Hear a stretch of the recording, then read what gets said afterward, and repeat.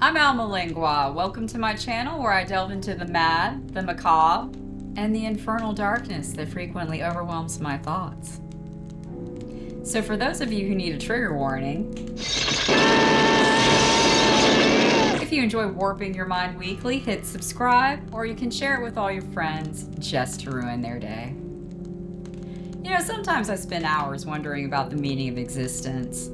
Are our struggles and pains supposed to be lessons? Opportunities for us to grow into a better version of ourselves? Or maybe Arthur Schopenhauer was right, and life is just a process of disillusionment. But that tends to happen when you drink too much on your psychiatric medication. Okay, what's that mean? Means I'm bad at parties.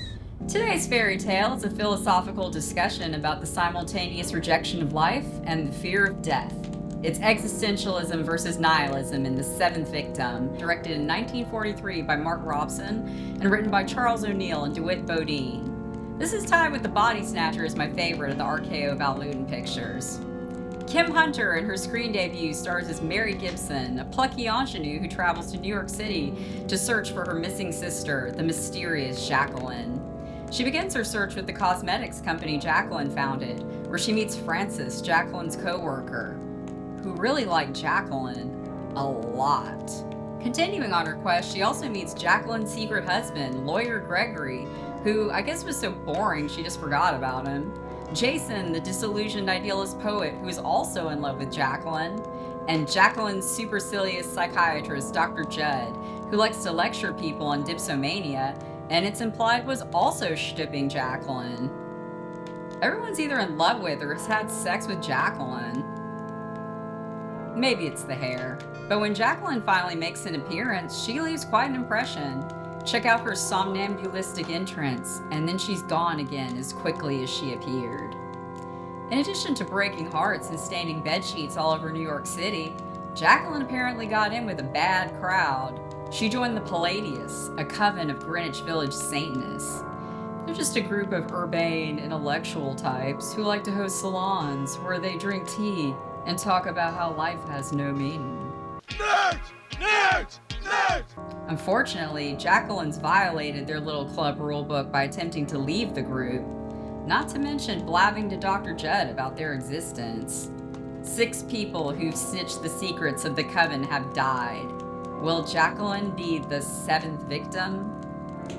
The script was initially written as a murder mystery thriller set in California, but was then significantly rewritten by DeWitt Bodine with supervision from Val Lawton. Supposedly, Cat People scribe Bodine got the idea from a real satanic society he had encountered in New York. And speaking of Cat People, some sources say that Dr. Judd and the 7th Victim is the same Dr. Judd and Cat People, with the 2 films sharing a cinematic universe, with the events of the 7th Victim taking place before Cat People. The film's a wonderful fusion of horror-noir, filmed with moody, heavily shadowed photography, an ominous atmosphere, paranoia and despair, and eerily iconic images. Not to mention the shower scene, which many critics have pointed out may have been an influence on Psycho. You don't know what you're doing or what dreadful things you might bring about by looking for your sister. You go back to school.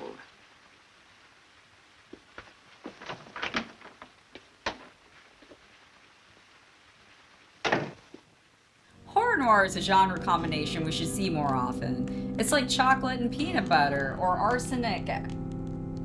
Well, never mind. All the film's characters are disillusioned by their experiences. They either decide to make their own meaning out of their existence, or to embrace nihilism and death. Jacqueline is a sensationalist, embracing fleeting pleasure and searching for anything to distract her from her unhappiness. Images of foreboding death in the film convey Jacqueline's hopelessness. She feels life isn't worth living, unless she can end it. And you don't want to die. I've always wanted to die. Always. Or is it? In the famous scene between Jacqueline and her dying neighbor Mimi, Mimi knows death is impending but vows to enjoy her life as long as she can.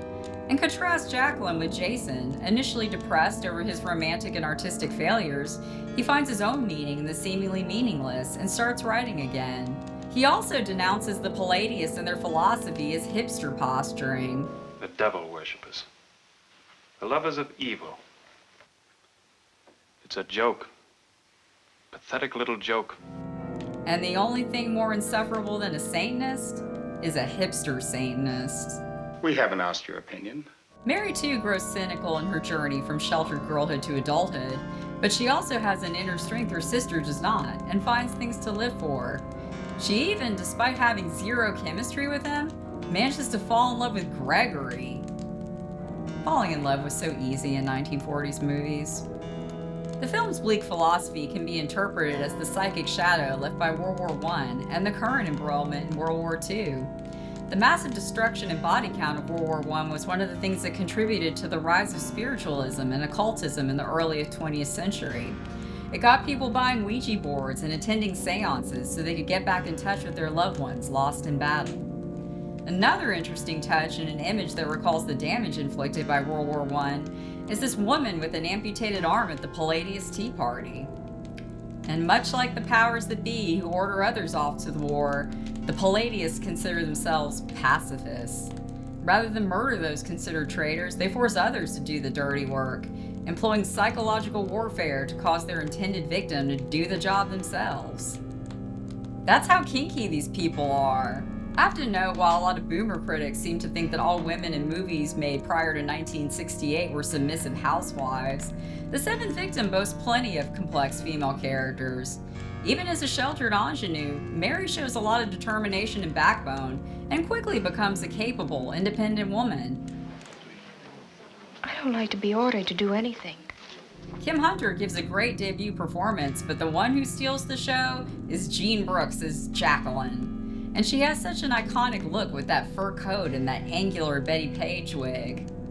Jean Brooks also lives something of a tragic life off-screen. She was born Ruby Matilda Kelly in Houston, Texas, my hometown. After the death of her father, she moved with her mother to join her maternal grandparents in Costa Rica.